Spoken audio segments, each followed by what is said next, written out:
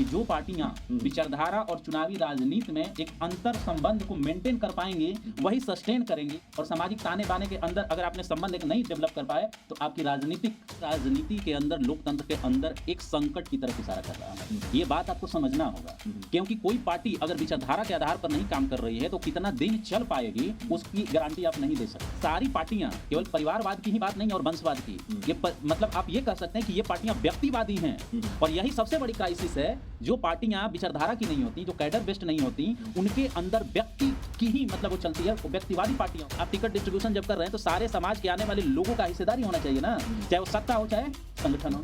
लेकिन आदमी का डोमिनेंस अगर किसी भी पार्टी में है वही सब कुछ तय करे, अगर वो नहीं रहेगा तो क्या होगा। सम्यक पार्टी आपकी जो यूपी में है या जहां भी है, जहां भी उसका संगठन, वो लोग का प्रयास है, लेकिन उस प्रयास में भी थोड़ा सा और जो है एक राष्ट्रीय लेवल की मतलब एक सोच बड़े स्तर पर हम रूप दे सकें।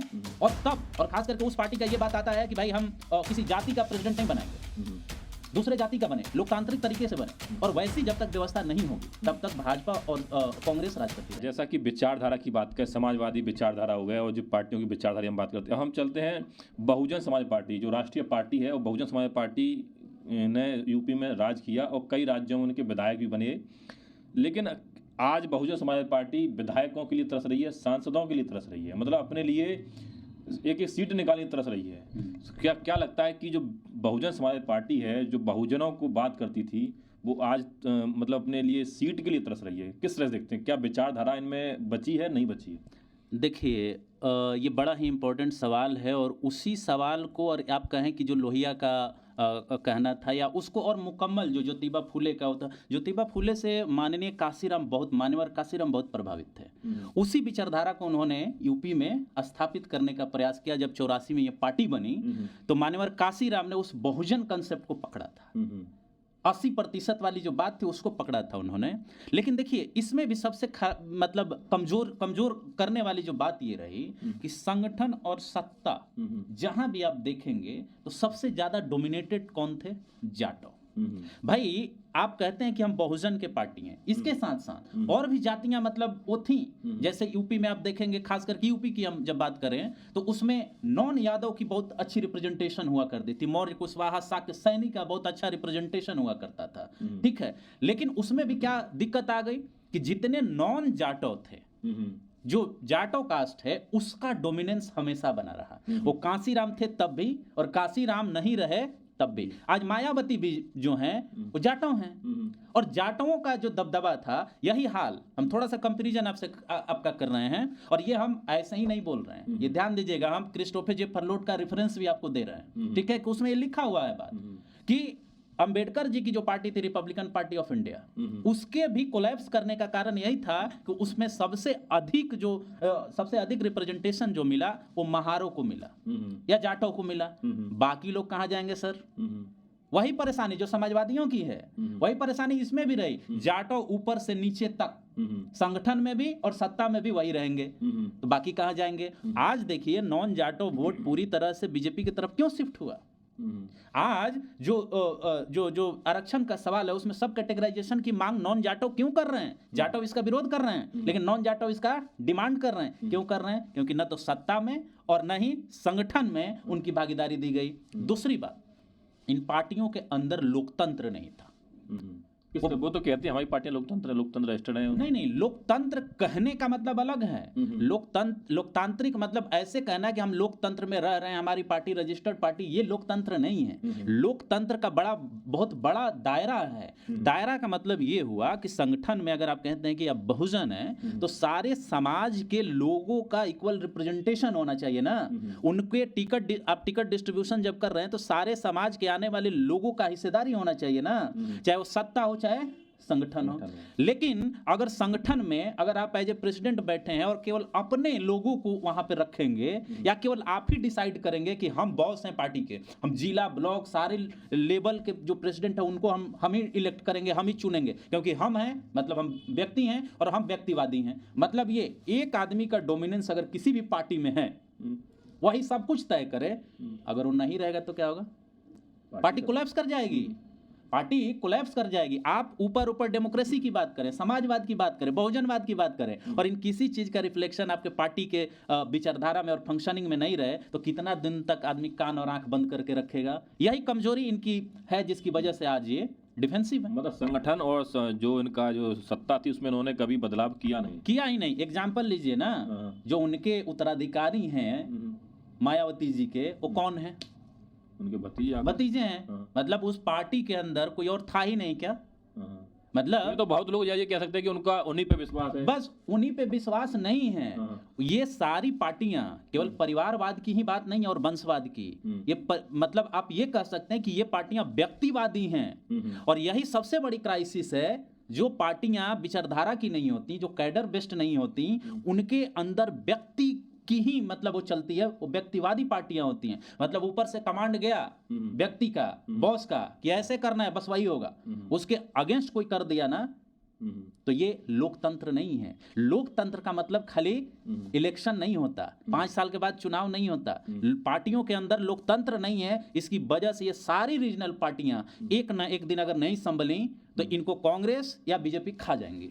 मतलब कांग्रेस बीजेपी खा जाएंगी, एग्जिस्ट ही नहीं कर सकती व्यक्ति केंद्रित बनने से। ये वजह है कि भाजपा का ये हाल है। तो क्या, जैसे कि हमने आरजेडी की बात कर ली, नीतीश कुमार जी पार्टी की बात कर ली और तमाम पार्टियों की हमने बात कर ली, तो अब क्या वर्तमान कौन पार्टी है वर्तमान में इस देश में जो अपनी विचारधारा के ऊपर काम करे? कोई है भी या नहीं है?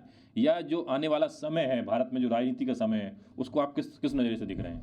हाँ देखिए, ये बड़ा अहम सवाल आपने पूछा कि विचारधारा का क्या होगा। विचारधारा आधारित अगर पार्टियां नहीं हैं, ये आपके राजनीति के अंदर, लोकतंत्र के अंदर एक संकट की तरफ इशारा कर रहा है। ये बात आपको समझना होगा, क्योंकि कोई पार्टी अगर विचारधारा के आधार पर नहीं काम कर रही है तो कितना दिन चल पाएगी उसकी गारंटी आप नहीं दे सकते। पहली चीज, विचारधारा, हमने ये भी कहा कि विचारधारा लोगों को धोखा देने के लिए होता है, लेकिन यह एक वर्ल्ड व्यू भी होता है। ये चीजों को देखने और समझने का तरीका होता है विचारधारा। और अगर विचारधारा पर पार्टी होती है तो उसके मैनिफेस्टो से हम पता लगाते हैं कि वो करने क्या जा रही है, और उसके आधार पर हम वोट देंगे चाहे नहीं देंगे। लेकिन अगर विचारधारा नहीं है तो आने वाले समय में उस संकट की तरफ हम इशारा कर रहे हैं, जहां केवल आपको कुछ रेवड़ी दे करके आपसे वोट ले लिया जाएगा। आप पार्टियों के पास विजन नहीं होंगी, और विजन अगर नहीं होंगी तो आने वाले समय में यह भी हो सकता है कि 1-2 पार्टियां रहें विचारधारा की और वही इस देश पर राज करें। लेकिन वो हमारे लोकतंत्र के लिए और संघवाद के लिए खतरा भी होगा। लेकिन एक बात मैं ये कह दूं कि एक तो ये एनालिसिस है, दूसरा एनालिसिस ये है कि कोई भी पार्टी, जब हम ये कह रहे हैं कि विचारधारा की अब नहीं रह गई है, क्योंकि इसमें भाजपा को भी शामिल करिए, वामपंथियों को भी शामिल करिए, ये 2 चीज आपका छूटा हुआ है। और ये 2 पार्टियां, पूछ लिया ना कि कोई पार्टी विचारधारा काम कर रही नहीं कर रही है, कोई वही बता रहा हूं, ये 2 पार्टियां ही इस देश में है जो कैडर बेस्ड हैं, जिनकी विचारधारा कही जाती है कि वो, भाजपा जो है दक्षिणपंथी है और जो वामपंथी है, वामपंथी भी पूरी तरह से बटे हुए हैं। एक बात ध्यान दीजिएगा। लेकिन कोई भी पार्टी इलेक्टोरल पॉलिटिक्स में, चुनावी राजनीति में विचारधारा को पूरी तरह से लागू कर पाए, ये संभव नहीं है और ना हो पा रहा है। इसलिए वो लोग विचारधारा को भी तिलांजलि दे रहे हैं, भाजपा भी दे रही है, वामपंथी भी दे रहे हैं। दूसरी बात, वामपंथियों की हम बात करें तो वामपंथियों का शुरू से ही जो एनालिसिस रहा इंडिया के बारे में, वो यहाँ के संदर्भ में नहीं रहा। वो लोग यहाँ के सामाजिक ताने बाने को, सांस्कृतिक ताने बाने को समझ ही नहीं पाए। जाति के सवाल को उन्होंने कभी सीरियस नहीं लिया, संस्कृति के सवाल को कभी सीरियस नहीं लिया, और इस वजह से उनकी विचारधारा यहाँ काम ही नहीं कर पाई, वर्केबल ही नहीं हो पाई। तो कहने का मतलब ये है कि आइडियोलॉजी कहीं ना कहीं आपके चुनावी पॉलिटिक्स में एक हद तक दिखता है, लेकिन चुनावी पॉलिटिक्स की वजह से, आपके सामाजिक ताने बाने की वजह से काफी हद तक वो डाइल्यूट भी हो गया है। क्योंकि सामाजिक ताना बाना इतना यहाँ पे ऊंच नीच पर आधारित है कि जैसे ही आप जाति की बात करते हैं तो जाति से वो लोग ज्यादा प्रभावित होते हैं बजाय की विचारधारा से, राजनीति आने की वजह से। चुनाव में तो लोग जाति ज्यादा, बिल्कुल, वो क्योंकि उनके जाति का लोग आदमी दिखता है, और उसकी वजह है कि जाति केवल एक व्यवस्था नहीं है जिसमें ऊंच नीच की भावना केवल की गई है, ये पावर रिलेशन है। मतलब शक्ति का एक संबंध है, जहां पे नीच जाति का वो देखता है रोज कि हम मतलब नीच हैं, उन्हें फील कराया जाता है। तो जब बात आती है चुनाव में वोट देने की, तो सबसे पहले जाति खोजता है कि हमारे जाति का है कि नहीं है। तो यहाँ विचारधारा कहाँ रहा?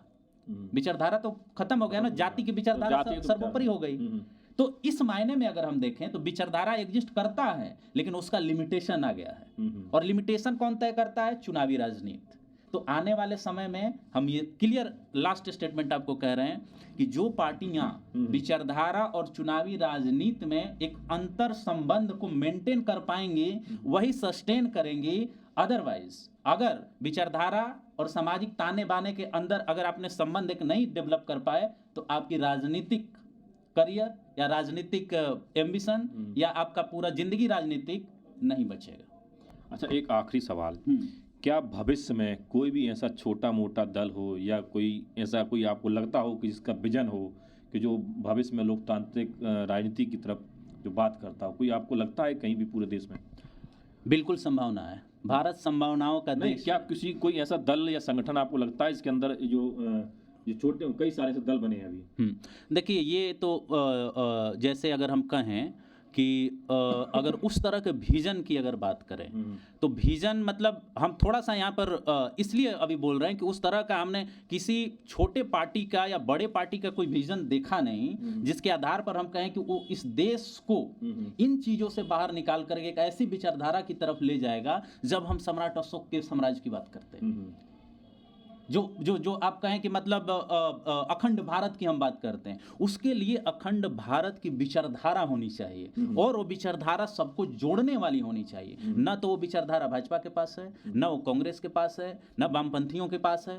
खाली ये कहने से कि हम भारत एक देश हैं नहीं चलेगा, नहीं चलेगा। संविधान में जो अखंड भारत की बातें कही गई हैं उसमें आपको सबसे पहले ये करना होगा कि हम हिंदू हिंदू करें, हम मुस्लिम मुस्लिम करें, हम दलित दलित करें, हम पिछड़ा पिछड़ा करें। उससे ऊपर उठ करके एक विचारधारा लानी होगी जिसमें इन सारे समस्याओं का निदान भी खोजना होगा कि जाति आधारित जो अत्याचार है, जाति आधारित जो डिस्क्रिमिनेशन है, उन सबको एड्रेस करिए। आंतरिक लोकतंत्र, बाहरी लोकतंत्र, टिकट डिस्ट्रीब्यूशन में लोकतंत्र, तब जाकर के इस भारत को एक अखंड भारत की तरफ आप ले जा सकते हैं या विकसित भारत की तरफ ले जा सकते हो। वो विचारधारा कुछ जगहों पे प्रयास हो रहा है, जैसे सम्यक पार्टी आपकी जो यूपी में है अभी या जहां भी है, जहां भी उसका संगठन है, वो लोग का प्रयास है। लेकिन उस प्रयास में भी थोड़ा सा और जो है एक राष्ट्रीय लेवल की मतलब एक सोच, केवल सम्यक ये नहीं हो कि हम बुद्धा से प्रभावित हैं और बस उतना ही तक हम सीमित हो जाएं। उसको कैसे बड़े स्तर पर हम रूप दे सकें। और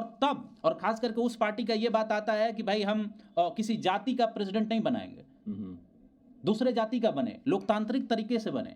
और वैसी जब तक व्यवस्था नहीं होगी तब तक भाजपा और कांग्रेस राज करती रहेंगी, लोगों को तोड़ के, कुछ समूहों को टारगेट करके, और उस सत्ता में बनी रहेंगी। तो एक नई विचारधारा लाने की जरूरत है और वो विचारधारा वैसी हो जिसमें सारे समूहों का रिप्रेजेंटेशन सुनिश्चित हो, उनको अधिकार मिले, संविधान की भावना दिखे। ये नहीं कि पार्टी बना लिए और अंदर कुछ और चल रहा है और संविधान की हम रोज बात कर रहे हैं। तो एक ऐसी विचारधारा हो सकती है अगर प्रयास हो तो आपने सुना हमारे साथ थे अमित सर ने कहा कि जो पार्टियां विचारधारा को लेके बनी थी, जब विचारधारा को लेके आई थी, उन पार्टियों में विचारधारा अब नहीं है, या यूँ कह सकते हैं कि उन्होंने विचारधारा को तिलांजलि दे दिया, भूल गई विचारधारा को। लेकिन अगर जो पार्टियां इस तरह के काम करेंगे, इस तरह चलता रहा, तो भविष्य में ये बहुत ही गलत संकेत है और ऐसा होने से भाजपा और कांग्रेस के ही इशारे पर काम होगा। लेकिन अगर ऐसा प्रयास होता है इस देश में और ऐसा कोई प्रयास करता है जिसके संगठन में आंतरिक और बाहरी दोनों तरह लोकतंत्र होगा, तो भविष्य में ऐसा हो सकता है कि जो निकल के नए विजन के साथ आए, जो नए सोच, जिसकी नई कुछ अलग से विजन हो, तब जाके कुछ हो सकता है। अब आप लोगों की क्या राय इस वीडियो को लेकर? आपकी राय हमें कमेंट में जरूर बताइएगा। धन्यवाद।